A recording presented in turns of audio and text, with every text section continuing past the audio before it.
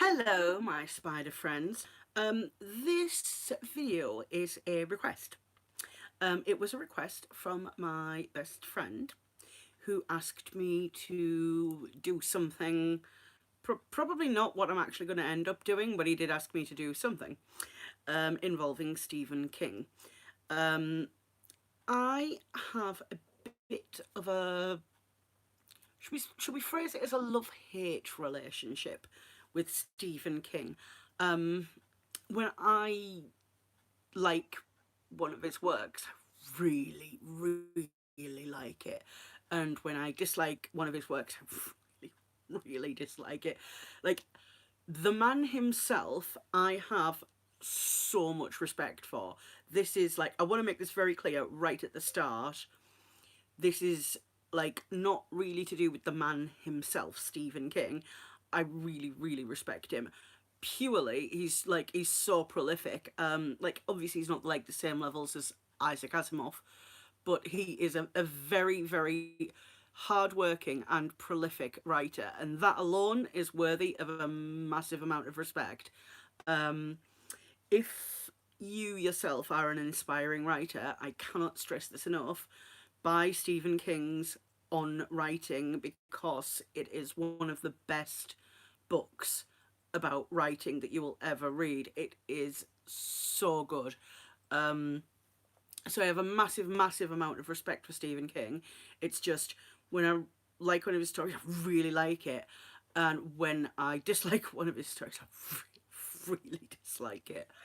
Um, and I wanted to talk about it because It Chapter 2 was released today, and this has been quite a bizarre experience for me with this adaptation. Um, I did attempt to read the book a few times, but the book is about this thick. Um, and if you've seen the 1990s miniseries version with Tim Curry, um, it's a fairly faithful adaptation, which is why it is 4 hours long and incredibly boring. Like, don't get me wrong, I love Tim Curry.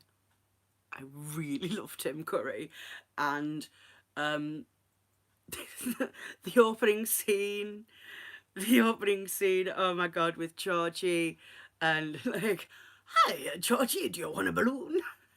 and and little Georgie going, do they float? Oh yes, Georgie, they float. I love it. I love so everything about Tim Curry in that miniseries, but the rest of it is it's really boring. It's like, and we're going to introduce a character and have a flashback, and then we're going to introduce another character and then a flashback, and then another character and then a flashback. And I feel that the recent adaptation of it, and then like up to chapter 2, is a far more cohesive adaptation. It definitely works more for a theatrical release than the way that the miniseries did it with the back and forth, back and forth, back and forth. That was really terrible. Um, I Now the thing is with it is that the recent adaptation was very competently made. Bill Skarsgård, pretty like spooky looking apart from the dance scene, which, if you've seen the movie, you know which one I'm talking about. But the dance scene was so ridiculous. I did laugh so hard at that scene in the movie. But generally, I think that the stronger part of the story is the children's story. So I've not seen chapter 2 yet. Um, but I know what happens. I know that it's going to be a fairly faithfulish adaptation. Obviously, they're going to cut some stuff because the book is this thick. I cannot stress how thick the book is. Um, so yeah, I'm not sure if I'm going to like the second part or not, but I wouldn't say that I found the first part scary. I found parts of it scary. The one part in particular that really got me was the scene in the house when when it has cornered Eddie, and he's got hold of his hand and he's laughing maniacally, and he's got like all the teeth, and he's like going to bite it and then laughing, and it's that tormenting that really, really, really gets me in that particular scene, and also the projector, because that was actually quite scary. But like on a whole, I didn't find it that scary, which I tend not to with Stephen King stuff. I tend to not find it scary.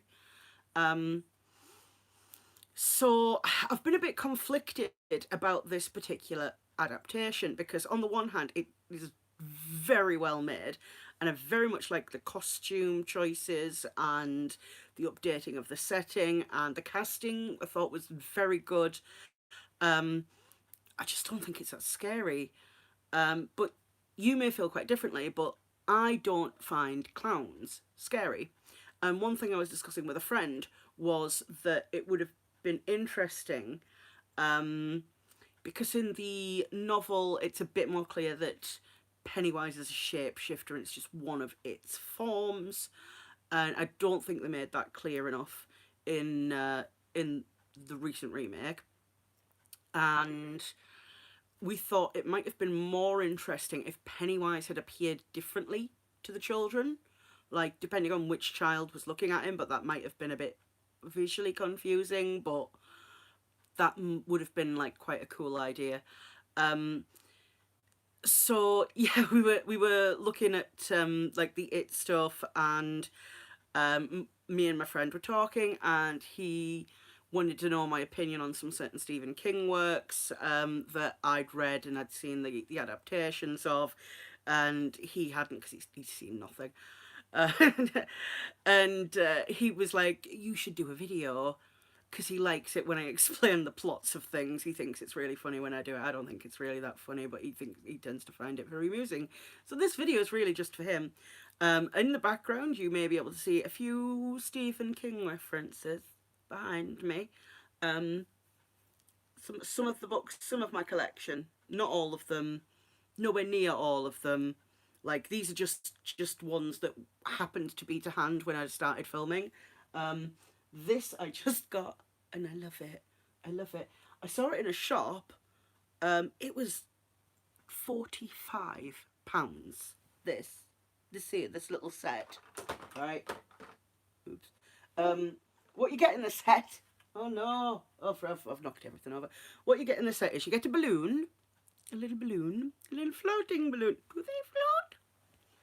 That's how he sounds in the series. It says it in that really high pitched voice. Do they float? So you get the balloon. You get this like Jack in the Box, which is super duper cute. Right, it's got little, like the handle does turn. The flappy thing, the lid. Oh my god. Right, you can put like the clown in the Jack in the Box, so that's like pretty cool. You get uh, you get this like Tim Curry inspired design. It's one of the ones that appears at the clown funeral. It's the Tim Curry design one, and it does actually have points of articulation. Look at that. The head moves, arms move, the little footsie wootsies move. You can go back there. He doesn't stand very well. That's why he's back there. Also, this is on the settee, not really a thing. You get an arm. You get Georgie's arm. Look at little Georgie's arm, look. You get the little boat. The SS Georgie. You get the little SS Georgie boat. And then you get this, which is like the set piece. It's the river, the river water, and like it's the sewer bit. It's got a bit of grass on it. It's like it's really good. It's really good. And you get this like Pennywise bust with it. That's sort of it's like it's in shadow. So the idea is you put it underneath, so that his little eyes is peeking out like that. You see, it's meant to be like it is quite cool. I did not pay £45 for it though. I did not buy it in the shop. I bought mine on Amazon, where it was £25. So that's a hell of a difference. Um, but yeah, I do actually quite like the aesthetic, the new Pennywise aesthetic. If you're not aware of this, you're going to find this disturbing. But there is a subculture, mainly on Tumblr, called Daddywise, where people find like Bill Skarsgård so pretty that they draw sexy drawings of Pennywise the clown. That's a real thing. Rule 34 of the internet. Doing its very best. So, what the actual purpose of this particular video is going to be is talking about my favourite Stephen King books and films. Not just films, not just books, books and films. So I really like the book and I really like the film. Both of them together. So the first one I want to talk about is Secret Window. This is not Secret Window. This is my French copy of Misery. It's in French. I don't really speak a lot of French. I was learning to speak French for going on holiday in France. And I learned some phrases. I learned how to say, je suis désolée, je ne parle pas français, parle pas anglais. Le chat sur la chaise, la souris sur la table, et le singe sur la branche. Oh yeah. If you know what that means. We share a bond. But yeah, no, I couldn't find my copy of Secret Window. So I thought, this can do as a stand-in for Secret Window. I really like the story and I really like the film. The film stars Johnny Depp. I think it's very clever. It's very atmospheric. Johnny Depp's brilliant in it, as he's pretty much very bang on in most of the things that he was in before he became I know. But it's one I really, really recommend, and it's also like one of my top 5 films about writer's block. So because Stephen King tends to write about writers, this is like a recurring theme in his stories and his films, that the lead characters tend to be writers. It's a Bag of Bones, for example, is another one. Some of the other ones that we'll be talking about are also writers. But yeah, Secret Window is very, very good. If you've ever had writer's block, you will feel his pain. But yes, that is like top 5 book and movie. Book and movie. Now, controversially, Thinner. I love Thinner. I love the book and I love the movie. Most people think the movie is terrible. I am not one of those people. I think The Stand is terrible. The Langoliers is one of the worst things that I have ever sat through. 1408, it's okay. Cujo, bad. Christine, Carrie, they're not great, but they're not terrible. I love this one. I love it so much. This was given to me by my mother in, what year was this published? This particular copy of the book it's not a first edition. It does not say what year this particular edition was published, but it's not a first edition because it was first published in like the years when I was too young to read it, and it was a Bachman book originally, and this is like a reprint with Stephen King. He wrote 4 Bachman books. Blaze is another one which is back here, and so this is reprinted with King on the cover when he was outed as being the author of the Bachman books. But yeah, I really, really, really love the book. And and I really, really like the film.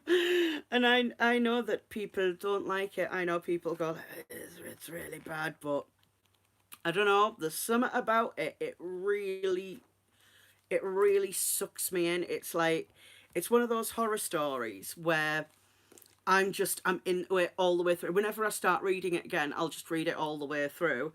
Although this is like the bookmark I had used from the last time I read it, which is a train ticket. Let's see. Uh, oh, no, this can't have been the last time I've read it because I've read it more recently than that. I just must have kept the ticket because this is a train ticket from the year 2003. So I've definitely read it since then. I just must have left that train ticket in there as bookmark. But yeah, I tend to read this a couple of times a year. I have already read it this year, so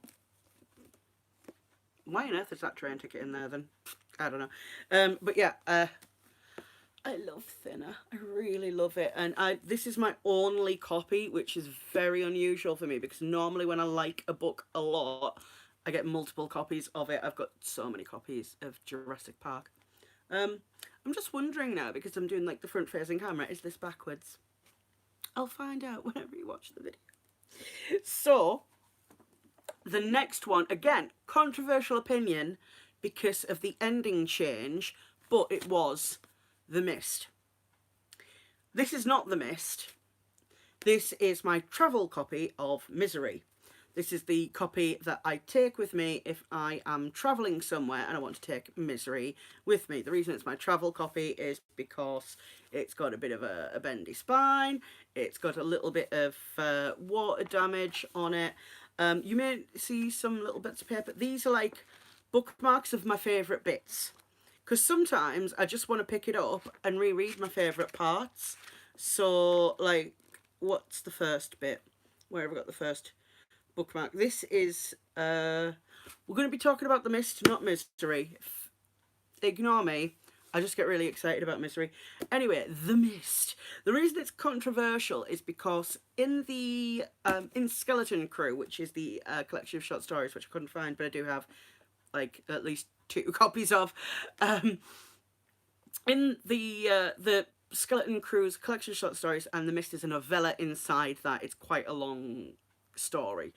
It's probably around 50,000 words, and it's very spooky. It's very scary.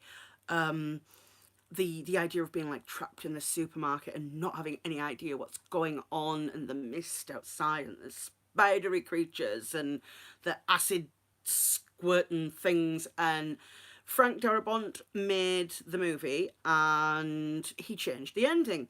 And he changed the end. In the ending, it's very ambiguous in the novella. Spoilers for a book what was written at least 20 years ago, and for a film that's at least 10 years old. That's also now a Netflix series as well. In the original novella ending, the group that escaped the supermarket just ride off in a car. Just ride off. We don't know what happens to them. In the movie, spoilers, in the movie, they drive as far as the petrol gets them, and then the petrol runs out. So the dad, who's been like protecting his son the whole time, decides rather than letting the creatures in the mist kill his son, he's going to kill his friends and his son, but there's not one bullet left for him. So he kills everyone, including his child, his small child, and then he gets out of his car to be attacked by the creatures in the mist, to die, and the mist clears and the army rolls in behind him, and he starts breaking down because he just realizes he's been driving away from help the entire time, and he's just killed his son for nothing, and he's just killed his friends for nothing. And it's like, it's such a horrifying, really, truly horrifying moment in cinema, and Stephen King loved it. He said afterwards, I believe it was in his book on writing, that he wished he had the guts to do that ending because he said it was much better than what he came up with. And I agree. It was much better than what he came up with. it was such a powerful ending. I immediately watched the film again after watching it the first time. I immediately watched it again all the way through and loved every second of it. So that is one of my favourite stories because I really, really like the story. And then I really, really like the film. And I think the film improves the story, which is a mark of a great adaptation. Um, my next favourite is The Shining. Now, Stephen King does not like the Shining adaptation by Stanley Kubrick. Stephen King is wrong because The Shining by Stanley Kubrick is pretty much Kubrick's masterpiece. It is a fantastic movie. It's definitely Kubrick's, like, it's his best work. I've seen other Kubrick films. I do not care for Clockwork Orange. Um, Doctor Strangelove is weird, but The Shining. Oh, when I first saw it, I was 13, 14 years old, and there'd been an article in Empire magazine about the 50 scariest movies of all time, and they listed The Shining as the scariest movie of all time. And I'd not read the book yet, so I'd read other Stephen Kings by this point. I definitely read Thinner, and I definitely read and seen Misery, but I hadn't seen The Shining.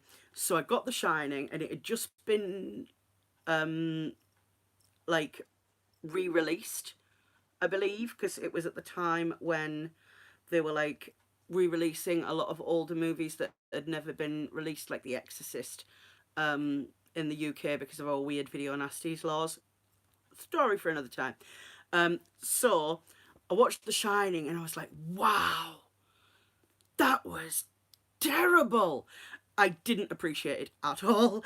Um, I was I just didn't get it. I was way too young. I was used to movies like Nightmare on Elm Street and Friday the 13th and other sort of like gory, slashery type movies. The Scream series had just come out, and those were very, very scary.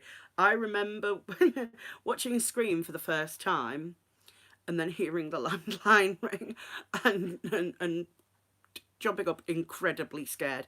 So, like, I just did not appreciate it. It wasn't until I came back to it many years later as an adult and watched it, and I was like, oh, I get it now. I get why it's considered a masterpiece. And the more I rewatched the movie, the more I liked it. And when I'd read the book, obviously, when not reading the book, it's kept in the freezer. But when I read the book, I was like, wow, Kubrick made the right decision, because there's a whole subplot in the book. This is the reason that Stephen King doesn't like the adaptation.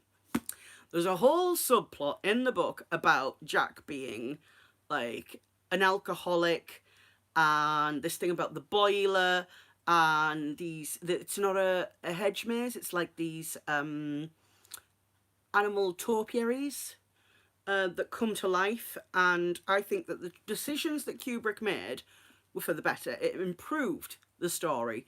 It made it tighter. It That was a brilliant adaptation, and I still enjoy the book, and I still enjoy the book version and the book version of Jack, and like all the little nuances that Stephen King likes. I'd like them in the book, but I like the movie, and I think that the movie is like, it's so good. If you've ever seen the mini series, the one that Stephen King produced, it's terrible. It's it's not good at all.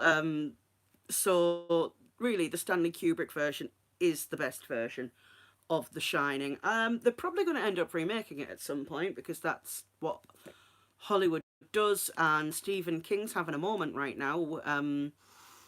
Well, did Stephen King ever stop having a moment? That is the question, really. Clowns are having a moment right now. I've got this Wrinkles the Clown is coming up, Joker, and the one with the scary stories one. I've seen the trailer. It's like a scarecrowy kind of clown thing, and then there's another clown one, twist something. It's a stabby clown. Anyway, clowns are having a resurgence right now. Anyway, but they probably will end up remaking The Shining. This is not my only copy of The Shining. This is actually my French copy of The Shining. Look, it's in French. I told you, I'm a big Stephen King fan. And when I try and learn another language, I go all out. So, yeah, The Shining. Keep it in the freezer, though, when you are not reading it. But my favourite, all-time favourite book and movie, love them both so much. Misery. This is my favourite copy of Misery. I have multiple copies of Misery, as you may have guessed. These are not my only copies. These are just the small selection. Whenever I see Misery in a charity shop, I'll buy it if it's got a different cover. I tend to buy it if it's got the same cover as well, but we don't talk about that. So this was the first copy of Misery I ever read. This was my mum's copy of it. As you can see, it does not have Kathy Bates on the front, and it has his new worldwide bestseller. I don't know if you'll read it. I don't know if it's going to reflect backwards on the camera or not. But yeah, this is a pre-Kathy Bates version. This cost £3.50 when it was brand new, and this is in fact a second printing, not a first edition. Not that lucky. But this is a second printing. This was my mum's copy. She let me read it because I went to the library to get some horror books, and I was like told, you're too young to read horror books. I was trying to read Frankenstein. So, you know, my mum gave me this. She was like, you'll like this, there's a movie. Read the book first, and then you can watch the movie. So I read the book and like didn't sleep. This is like the best story about writer's block that you will ever come across. I love the book. I love the book so much. I love the movie. I love Kathy Bates. Like when Kathy Bates started being in American Horror Story, I was so happy because I love her so much. She is my queen. I love Kathy Bates, and I love the book. But they are separate entities.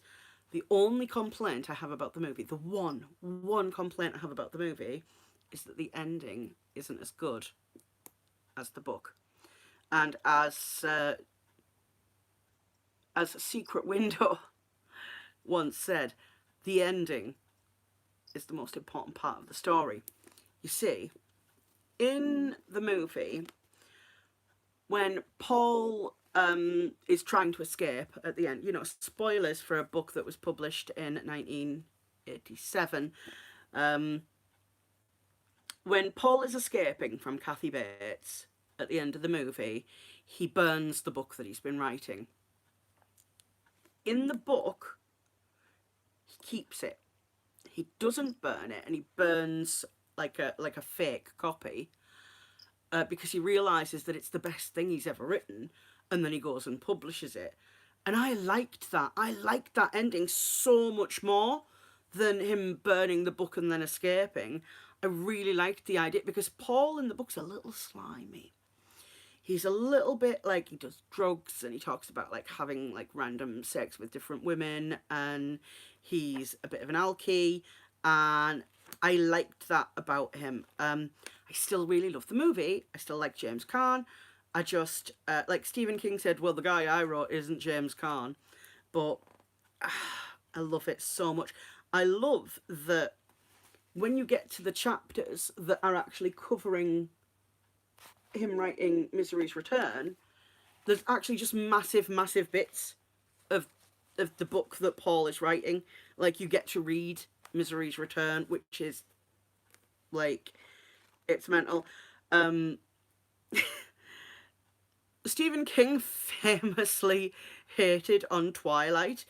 That's not surprising when you have read Misery, because like the whole thing about Misery and Misery's Return is that the character of Misery that Paul Sheldon creates is a sort of foppish romantic heroine who has a terrible love interest. So like no wonder he hated Twilight, because Twilight is basically like the Misery books, the fictional Misery books, not the actual book Misery. If you've never read Misery, please go read it. It's excellent. It is my favourite Stephen King book, and the movie I really, really, really, really, really love the movie. Um, but in my humble opinion, this is Stephen King's greatest work, book and movie wise. There's something about Misery that just it connects. I feel connected when I read this. I feel like I'm really there in the character's head, like experiencing everything that he's going through, and just I love the words he uses. I love there's a metaphor that he repeatedly uses about the tide going out and the pain of his accident and like his all his injuries. So like when he's like the tide comes in and he can't feel the pain anymore, and then the tide goes out and he's exposed, and it hits like a raw nerve. And I love that metaphor. Like when I've written things, I've used that metaphor, and then I've been like, I did not come up with that. That was a Stephen King thing, but I'm like referencing the books, and I'm saying that I'm referencing the book, but it is a reference that I keep coming back to time and again. And again, if you're a writer and you like doing things with writer's block, like watching movies, reading books, some of the writer's block stuff that he goes on about in here, it's like you feel that if you've ever written something, you feel that like pain of, oh God, I cannot think what's going to happen next. It's just, it's something I really, really, really connect with on a personal level, and so I really enjoy it. I'm not saying everyone's going to enjoy it to the same level that I enjoy it. Not everyone is going to have 12 copies of Misery in their house. Like, I only brought 3 out. I have a lot of copies of Misery. So, yeah, that was my like sort of mini top 5 Stephen King book and films. But really, I just want to talk about Stephen King in general, because his work has had such an impact on our pop culture as a whole. Like the first adaptation was Carrie, that was 1976. And he's just had this like ongoing effect in pop culture. Even like things you might not be aware of that are actually Stephen King works, like Children of the Corn. Children of the Corn's referenced in so many things. It's referenced like Family Guy and American Dad and other things like that. The Green Mile is another Frank Darabont film, as is The Shawshank Redemption, both Stephen King works. I can't watch The Green Mile. It gets to about 40 minutes before the end, and then I start to cry. Ugly cry. Really, really ugly cry. Like full on tears, because I really, really loved Michael Clarke Duncan. And it upsets me so much that bad things happen to Michael Clarke Duncan that I just cannot watch the film anymore. It's just, I can't handle it. Frank Darabont also went and directed the first series of The Walking Dead, which is why you will find a lot of the actors who were in Shawshank, The Green Mile, The Mist, turn up in the first season of The Walking Dead. A little bit of trivia for you. So, yeah, I like Stephen King a lot when I like him, and when the story's bad, I really don't like it. The Langoliers is god awful, like really, really god awful. But I don't want to sort of drone on about the bad stuff. I kind of want to focus more on the stuff that I really, really like. So that's kind of what I wanted to do, because it's come out. I'm hoping I'm gonna have a chance to see it at the cinema, but if I don't, I'm not gonna be too devastated. But my house may have a few red balloons around it at Halloween, because I really like the aesthetic. I can't help. Even if like I'm not a huge fan of the movie, I really like the aesthetic, and I think that you can still appreciate something even if you don't love it.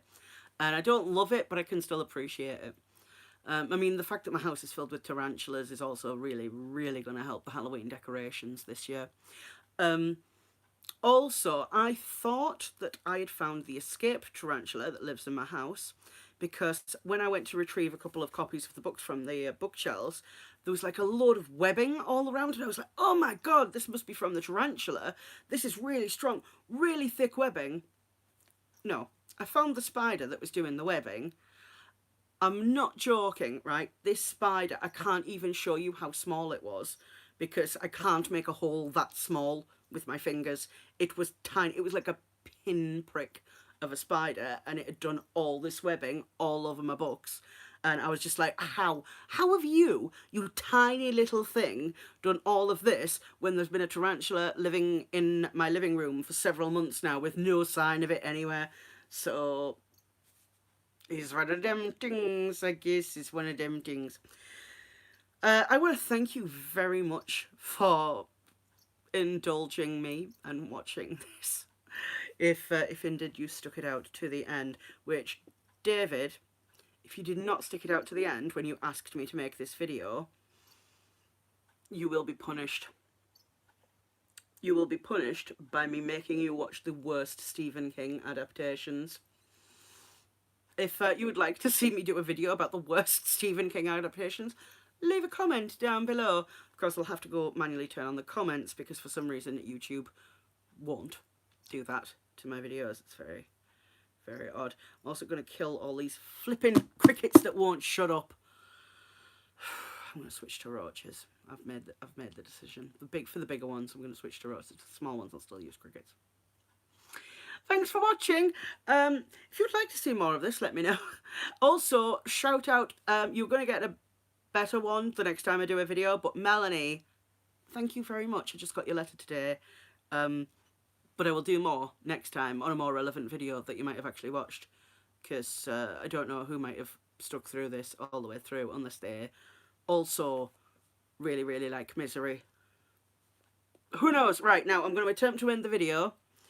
It's going to be interesting because it's a little tiny X and I've just had my nails done, so we'll see how many attempts it takes me.